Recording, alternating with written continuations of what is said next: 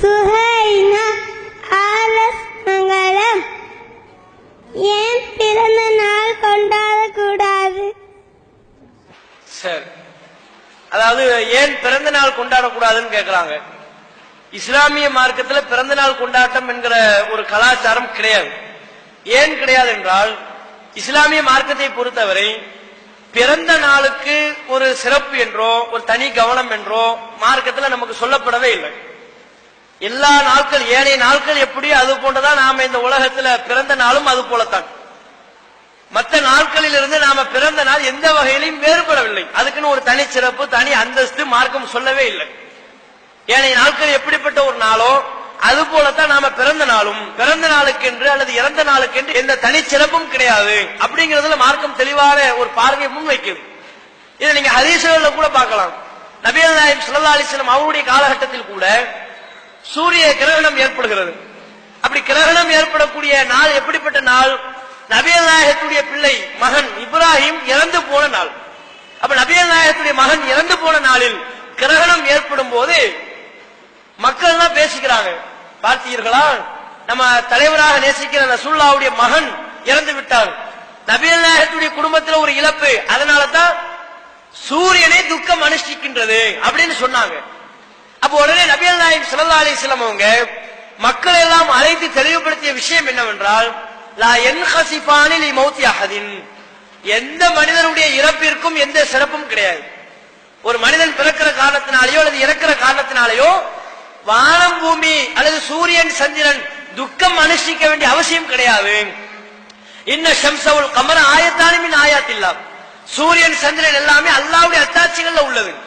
அல்லாஹ்வுடைய அத்தாட்சிகள்ல ஒண்ணு.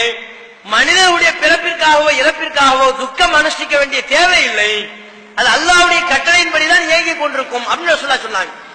அப்ப ரசூல் ஸல்லல்லாஹு அலைஹி வஸல்லம் அவர்கள் மக்களுக்கு அதன் வாயிலாக என்ன பாடத்தை போதனையை தெளிவுபடுத்துகிறார்கள் என்றால், மனுஷனுடைய பிறப்புக்கு அல்லது இறப்புக்குன்னு எந்த தனி மகத்துவமும் கிடையாது.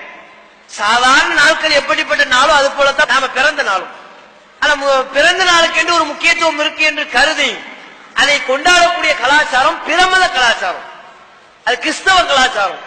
கிறிஸ்தவ கலாச்சாரத்துலதான் பிறந்த நாளுக்கு என்று ஒரு முக்கியத்துவம் கொடுக்கக்கூடிய அந்த நாளை சிறப்பிக்கக்கூடிய செயல்பாடுகள்லாம் இருக்கு. நாம பிரமத கலாச்சாரத்தை பின்பற்றக்கூடாது. நபிகள் நாயகம் ஸல்லல்லாஹு அலைஹி வஸல்லம் அவர்கள் தன்னுடைய பிறந்த நாளை கொண்டாடவில்லை. ஏனைய நபித்தோழர்கள் தங்கள் பிறந்த நாளை கொண்டாடவில்லை. ரசூலுல்லாஹ் தன்னுடைய மகள்கள் பிறந்த நாளையும் கொண்டாடவில்லை. பிறந்த நாள் கொண்டாட்டம் என்கிற கலாச்சாரமே இஸ்லாத்துல கிடையவே கிடையாது. அதுக்குன்னு எந்த முக்கியத்துவம் கிடையாது. சொல்ல போனா வருடங்கள் கூட கூட நம்ம ஒவ்வொரு வருஷமும் நம்ம பிறந்த தினம் வருதுன்னு வைங்க, அதுல கவலைப்படக்கூடிய அம்சம் தான் இருக்கு. என்ன கவலைப்படக்கூடிய அம்சம்? நம்ம ஆயுள் குறைந்து கொண்டே இருக்கிறது, நமக்கு வயசாகிக்கிட்டே இருக்கு அப்படின்னு கவலைப்படத்தான் வேணும்.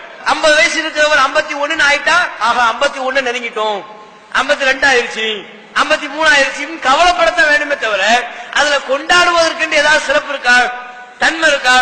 ஒண்ணுமே இல்லை.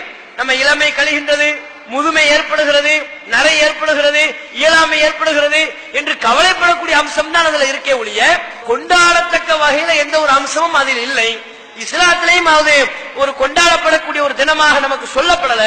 அதனால பெற்றோர்கள், இஸ்லாமிய பெற்றோர்கள் தங்களுடைய பிறந்த நாளை கொண்டாடுவது, தங்கள் குழந்தைகளுடைய பிறந்த தினத்துல குழந்தைகளுக்கு புதிய ஆடை அணிவிப்பது, சாக்லேட்டுகள் விளம்புவது, கேக்கு வெட்டுறது, இதுவெல்லாம் பிரமத கலாச்சாரம்.